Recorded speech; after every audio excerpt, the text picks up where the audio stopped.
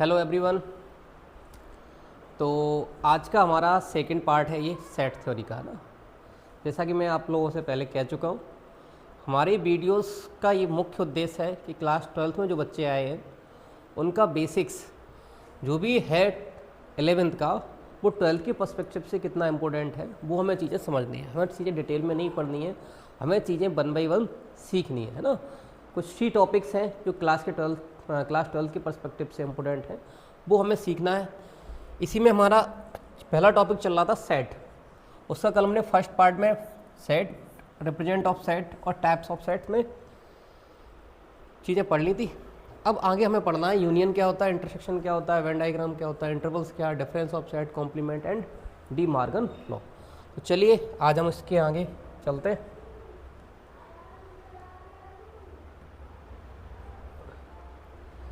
तो बारी आती है बेटा यूनियन की।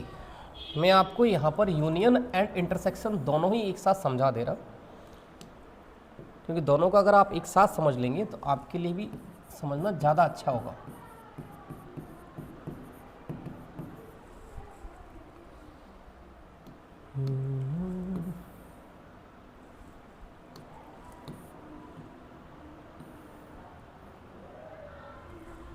चलिए देखिए, जैसा कि हमने फर्स्ट पार्ट में देखा था बेटा, यूनियन क्या होता है। तो फर्स्ट पार्ट में मैंने बताया था सेट्स, कि सेट में क्या होता है, कोई भी नंबर्स का हम एक ग्रुप बना लेते हैं। वो नंबर एक पर्टिकुलर चीज़ को बिलोंग करने चाहिए। अगर वो नेचुरल नंबर है तो नेचुरल नंबर का सेट होना चाहिए, होल नंबर है तो होल नंबर का, इंटीजर है इंटीजर का, या किसी भी नंबरों का, किसी भी अल्फ़ाबेटिकल ऑर्डर का, किसी का भी group of well defined collection होना चाहिए। जैसे मैंने यहाँ पर कहा 2, 3, 5, 7, ये प्राइम नंबर का एक सेट ले लिया जो लेस देन 10 है, प्राइम नंबर का है और लेस देन 10। एक मैंने अनदर सेट ले लिया बेटा बी, और इसमें मैंने कहा ऑड नंबर लेस देन 10। ये कौन कौन से आएंगे बच्चा, 1, 3, 5, 7 एंड 9। एक सेट ये बन गया। अब मुझे यूनियन चाहिए। क्या चाहिए? यूनियन। तो यूनियन का बेसिकली सेंस क्या होता है कि आप ए यूनियन बी, यूनियन का मीन्स होता है ए एंड बी को दोनों को कंबाइन करके एलिमेंट्स को लिखना। अगर हम ए और बी के दोनों एलिमेंट्स को कंबाइन करके लिख देते हैं, उसी चीज़ को हम कहते हैं यूनियन। यूनियन में एक चीज़ हमें ध्यान रखनी होती है, जो एलिमेंट्स ए और बी के साथ कॉमन हैं उनको एक ही बार लिखा जाएगा, एलिमेंट रिपीट नहीं किए जाएंगे, है ना। ऑर्डर आगे पीछे आप कर सकते हैं, लेकिन एलिमेंट्स रिपीट नहीं करने होते हैं ना। इस चीज़ पे थोड़ा सा ध्यान देना। यहाँ मैंने 2 लिखा बच्चा, 3 लिखा, 5 लिखा, 7 लिखा। इसमें से कौन कौन से एलिमेंट रिपीट हो रहे हैं? तो आपने कहा सर 3 होगा, यहाँ पर 5 है। जो एलिमेंट्स आ चुके हैं एंड 7 यहाँ आ चुके हैं, इनको नहीं लिखना है, एक बार आप लिख चुके हैं।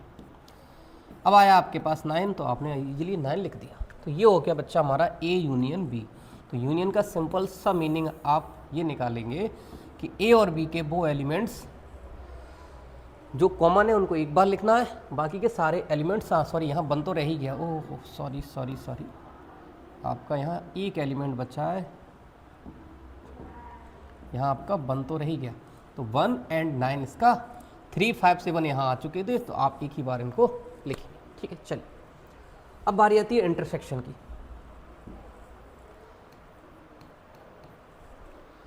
इसी को मैं यहाँ लिखता हूँ बच्चा, है ना। क्या डिफरेंस है दोनों में?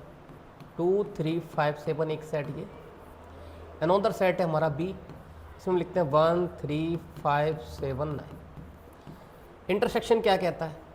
तो इसको हम इस तरीके से रिप्रेजेंट करते हैं, ए इंटरसेक्शन। यहाँ इसको यूनियन पढ़ा जाता है बच्चा,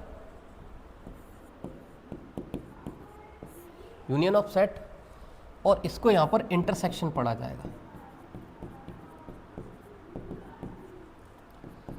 इंटरसेक्शन में क्या होता है, जो एलिमेंट यहाँ कॉमन थे उनको एटलीस्ट 1 टाइम लिखा जाएगा। यहाँ जो एलिमेंट्स कॉमन है वही एलिमेंट्स लिखे जाएंगे, बाकी एक भी एलिमेंट नहीं लिखा जाएगा। 2, 3, 5, 7, 3, 5, 7 ये आपने लिख दिया, बाकी के ये आपका बचा है 2, इसका कोई काम नहीं है। 1 यहाँ कोई काम नहीं, 9 का कोई काम। यहाँ जो एलिमेंट कॉमन होते हैं इंटरसेक्शन में ओनली उन्हीं को लिखा जाता है। यूनियन में ए और बी के बहुत सारे एलिमेंट लिखे जाते हैं, लेकिन जो एलिमेंट्स कॉमन है उनको एटलीस्ट 1 टाइम ही लिखा जाता है, ऑर्डर कुछ भी हो सकता है। इंटरसेक्शन में ओनली कॉमन एलिमेंट्स लिखे जाते हैं। तो ये दोनों में बेसिकली डिफरेंस होता है। चलिए सर, अब इनका हम वेन डायग्राम बनाते हैं। अब थोड़ा सा यहाँ चीज़ें ध्यान से समझना है ना। चलो मैं इसका नेक्स्ट उससे बना दूंगा वेन डायग्राम, क्योंकि यहाँ अपने पास जगह नहीं है। इंटरसेक्शन हो गया है, वेन डायग्राम को समझना।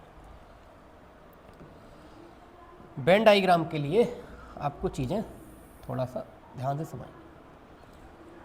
तो हम पहले लेते हैं बेटा, वेन डायग्राम जब भी बनाना है तो हमें एक चीज़ ध्यान देनी है कि वेन डायग्राम हमेशा एक रेक्टेंगुलर ब्रैकेट में बनेगा। आपके पास कितने सेट्स हैं इसके ऊपर डिपेंड करता है। हम वही एग्जांपल फिर से लेते हैं जो हमने पीछे लिया था। ए आपका एक सेट है, इसमें 2 3 5 7 ये एलिमेंट्स हैं। अनदर सेट है आपका बी, इसमें एलिमेंट्स 1 3 5 7 एंड 9। ठीक है, चलिए सर इतना समझ में आता है। अब आपके पास अगर दो सेट है बच्चा, तो यहाँ पर ए और एक बी, एक आपका सर्कल ए को डिनोट करेगा, दूसरा सर्कल बी को डिनोट करेगा। और यहाँ पर हमें लिखना होता है बेटा यू। यू का मतलब होता है यूनिवर्सल सेट, है ना। यू का मीन्स क्या होगा, एक यूनिवर्सल सेट होता है जो इन दोनों से बड़ा होगा। हो सकता है कोई अदर नंबर रहे होंगे, हो सकता है इसमें पूरे नेचुरल नंबर लिख दिए जाएं इस पूरे के अंदर, है ना। अब बाकी अब इसको समझते हैं ना। ए यहाँ पर क्या है हमारा 2 3 5 7।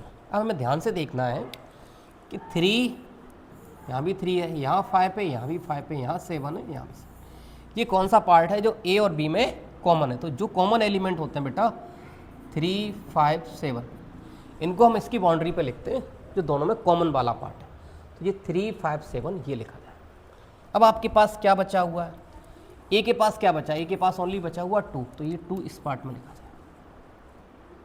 बी के पास क्या बचा है 1 एंड 9, तो बी के पास लिखा जाएगा 1 एंड 9। तो आप ये कह सकते हो ए यूनियन बी में 2 3 5 7 1 एंड 9 ये सारे एलिमेंट्स यही तो आपका बना रहे थे। अगर मैं इसको ऐसे लिख दूं ए यूनियन बी, तो ये क्या हो जाएगा 1 2 3 5 7 और 9। यही तो हमारा यूनियन है कि ए के एलिमेंट आ गए बी के एलिमेंट। अब इसको सेडेड कैसे करना होता, देखो सेडेड के लिए ए का भी पूरा पार्ट सेड करना होता बच्चा, और बी का पूरा पार्ट। इसके बाहर नहीं जा सकते हम। यूनियन का मतलब होता है ए और बी के अंदर ही रह के आपको पूरा पार्ट सेड करना होता है। ये पूरा पार्ट्स ए एंड बी का कंबाइन करके ए यूनियन बी होता है। इसके बाहर का जो पार्ट बचा है, जैसे ये पार्ट जो बच गया रेक्टेंगल में, ये बाकी का जो पार्ट बचा है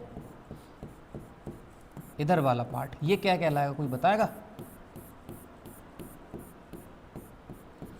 इसको बच्चा हम बोलते हैं, पहले मैं इसको लिख दूं, जो आपका ये वाला जो पार्ट दिख रहा है, जो इसको कहते हैं ए यूनियन बी, और जो ये पार्ट दिख रहा है रेड वाला, इसको आप कहेंगे ए यूनियन बी का कॉम्प्लीमेंट। कॉम्प्लीमेंट क्या होता है अभी हम अगली स्लाइड में पढ़ेंगे कॉम्प्लीमेंट क्या होता है। तो ये यूनियन का डायग्राम हो गया कि ए यूनियन बी का वेन डायग्राम इस तरीके से बनाया जाता है। अब बारी आती है इंटरसेक्शन की। देखिए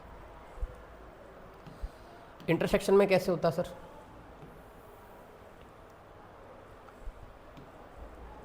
सिमिलरली यहाँ भी हमें अगर दो सेट्स हैं तो दो सर्कल बनाने, तीन होते हैं तो तीन बनाने होते हैं।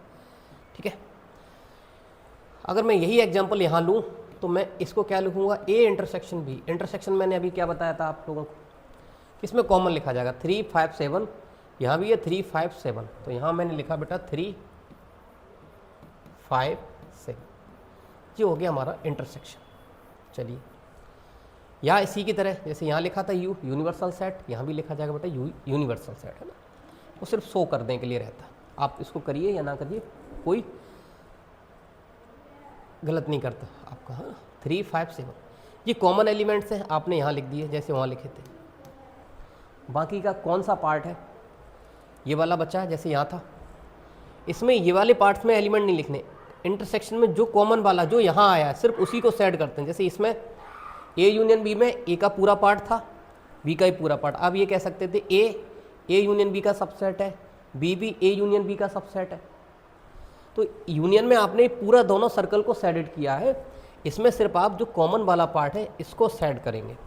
बाकी का अब जो पार्ट बचा आपके पास, ये भी पार्ट बचेगा क्योंकि यहाँ यही एलिमेंट्स थे ना, ये वाला पार्ट आपके पास बच गया है, रेड वाला, है ना। तो ये जो येलो वाला पार्ट है बच्चा, इसको हम इंटरसेक्शन कहेंगे, ए इंटरसेक्शन बी, और इसके बाहर वाला जो पार्ट बच गया है इसको हम बोलेंगे ए इंटरसेक्शन बी का कॉम्प्लीमेंट। इस तरीके से हमारा यूनियन और इंटरसेक्शन के वेन डायग्राम बनाए जाते हैं, ठीक है। अब यहाँ थोड़ी सी प्रॉपर्टीज़ हैं, थोड़ा समझना कि ए जो यहाँ पर आया है, ये वाला ए, ये ए यूनियन बी का सबसेट होता है बेटा, और जो बी आएगा वो भी ए यूनियन बी का सबसेट होगा, ये यहाँ याद रखना। इधर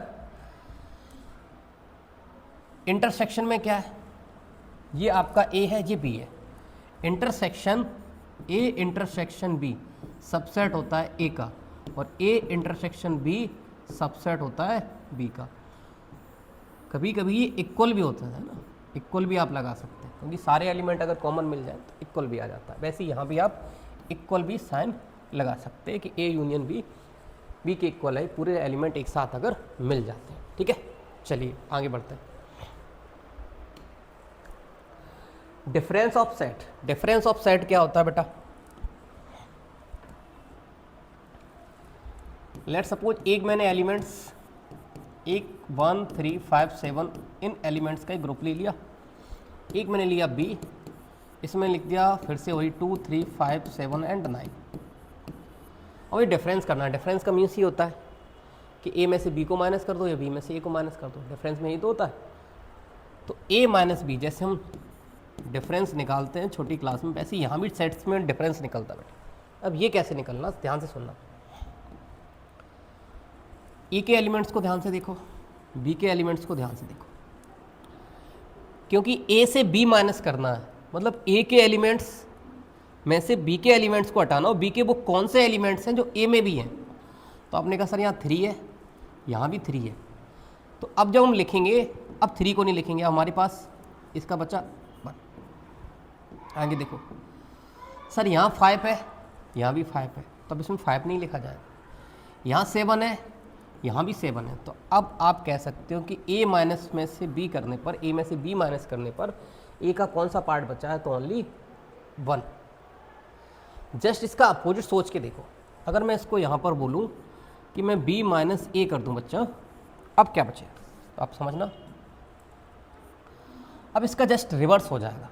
अब b में से a के एलिमेंट्स को हटा दो, अब पहले आएगा b, तो b के वो कौन कौन से एलिमेंट्स हैं, तो यही तो कॉमन हो रहे थे इनके साथ, a का कोई काम नहीं। अब हमें b का कौन कौन सा पार्ट बचा है, तो b में आपके पास बचे हैं 2 एंड 9, तो ये हो गया a माइनस बी और b माइनस ए। जब आप a में से b को माइनस करेंगे तो b के वो सारे एलिमेंट्स a में से हटा देंगे जो a के साथ कॉमन होंगे। जब b में से a माइनस करेंगे तो a के वो सारे एलिमेंट्स हटा देंगे जो b के साथ कॉमन होंगे, ठीक है। तो b माइनस ए और a माइनस बी, यही आपका डिफरेंस ऑफ सेट कहलाता है। चलिए कॉम्प्लीमेंट, अब बारी आती है कॉम्प्लीमेंट। डिफरेंस और कॉम्प्लीमेंट में कई बच्चों को प्रॉब्लम होती है। डिफरेंस में आपका यूनिवर्सल सेट की कोई नीड नहीं होती, और कॉम्प्लीमेंट ऑफ सेट में आपको यूनिवर्सल सेट की नीड होगी। आपको जब तक यूनिवर्सल सेट नहीं मालूम, अब यूनिवर्सल सेट क्या होता है सर, आप बार बार बोल रहे हैं यूनिवर्सल सेट। देखिए यूनिवर्सल सेट कोई पर्टिकुलर सेट नहीं होता, आप किसी भी एक ग्रुप को मिला के यूनिवर्सल सेट बना सकते हैं। जैसे मैं बोलूँ नेचुरल नंबर, नेचुरल नंबर पूरा अपने आप में एक यूनिवर्सल सेट है। मैं बोलूँ नेचुरल नंबर का एक मुझे सेट बनाना है, लेकिन पूरा नहीं लेना है, ओनली 10 तक एलिमेंट नहीं लेना, तो वो भी अपने आप एक यूनिवर्सल सेट बन जाता है। तो यूनिवर्सल सेट की कोई पर्टिकुलर डेफिनेशन नहीं होती है, आप कुछ एलिमेंट्स को लेकर के यूनिवर्सल सेट बना सकते हैं।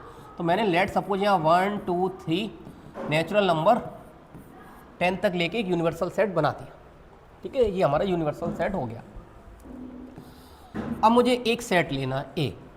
ये हमेशा याद रखना कि डिफरेंस ऑफ सेट में, जो डिफरेंस ऑफ सेट हमने पीछे किया था, यहाँ ए और बी अलग अलग हो सकते हैं, कुछ भी हो सकते हैं। यहाँ कॉम्प्लीमेंट में याद रखना कि जो हमने यूनिवर्सल लिया है, अब हम कितने भी यहाँ एलिमेंट्स, कितने भी सेट्स बनाएं, वो यूनिवर्सल का सबसेट होना चाहिए।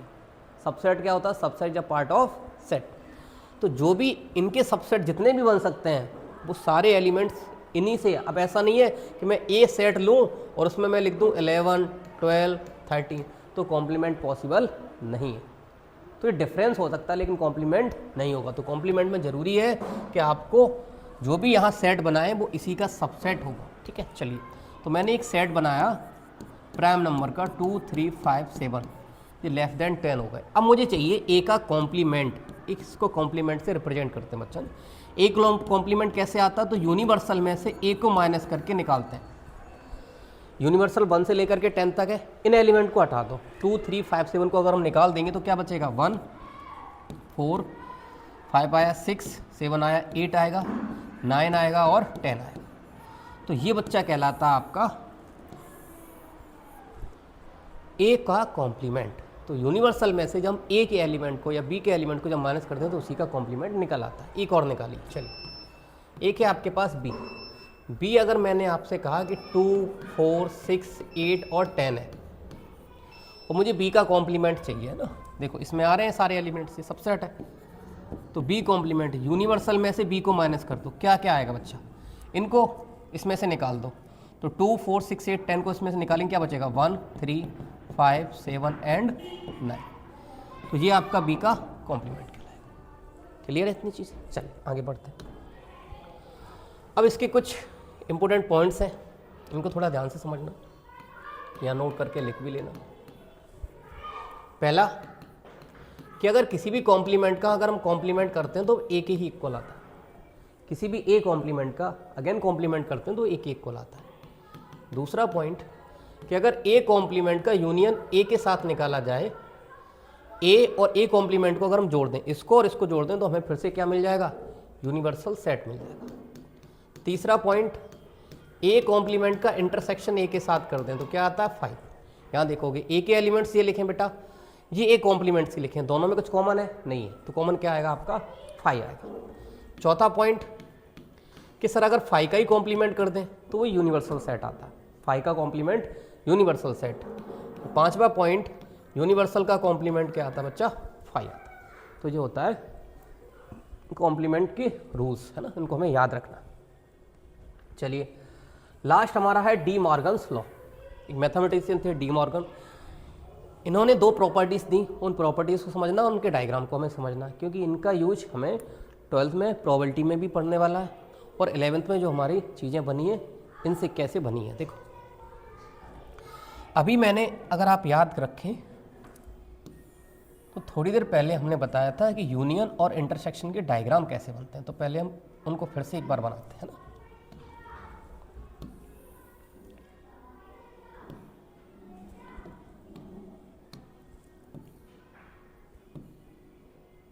चलिए देखिए, अगर मैं इस पूरे को, जिस आपका ए है, ये आपका बेटा बी है, ये पूरा सर्कल ए है, ये बी है, अगर इस पूरे को सेड कर दूं वाइट से, मगर मैंने पूरा सेड कर दिया तो ए और बी वाला ये पूरा पार्ट है, ये आपका क्या कहलाएगा, ए यूनियन बी कहलाएगा। अभी मैंने बताया था, ठीक है। चलिए, और अभी मैंने ये बताया था, अब आप समझ गए होंगे, यहाँ पर यूनिवर्सल सेट लिख देना कि अब इसके अलावा जो पार्ट बचेगा, क्योंकि ये बहुत बड़ा रेक्टेंगल है, इतना पार्ट तो यूनियन का हो गया, बाकी के कुछ भी एलिमेंट्स इसमें बचे हों,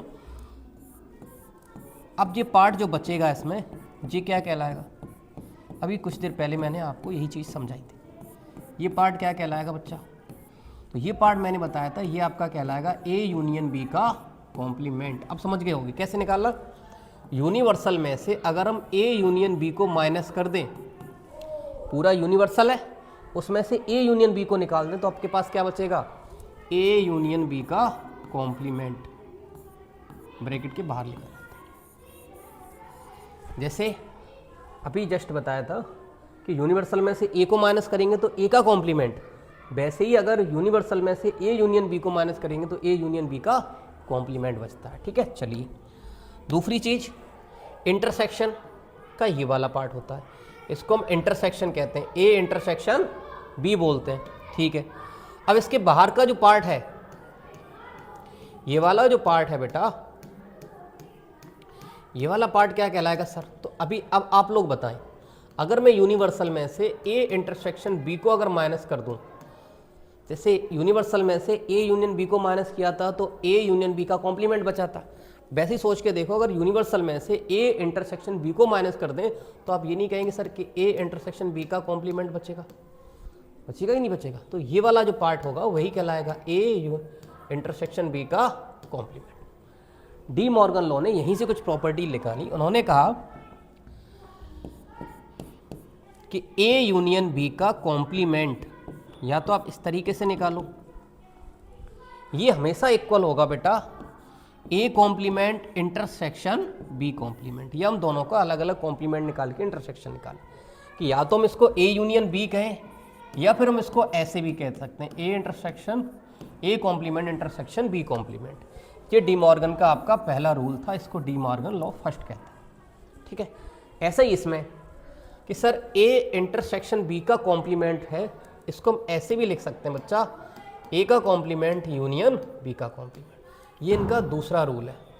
तो आपको हम ये दोनों रूल याद करने के लिए कहेंगे कि अगर हम ए यूनियन बी का कॉम्प्लीमेंट बोलें तो आप इसको इजीली कह सकते हो A complement intersection B complement. और दूसरा, अगर हम आपसे कहें ए इंटरसेक्शन बी का कॉम्प्लीमेंट है तो आप इसको ए का कॉम्प्लीमेंट यूनियन बी का कॉम्प्लीमेंट कह सकते हैं। इसकी ज़रूरत हमें प्रोबेबिलिटी में बेटा पढ़ने वाली। ठीक है, तो आई होप आपको इतनी चीज़ें समझ में आई होंगी।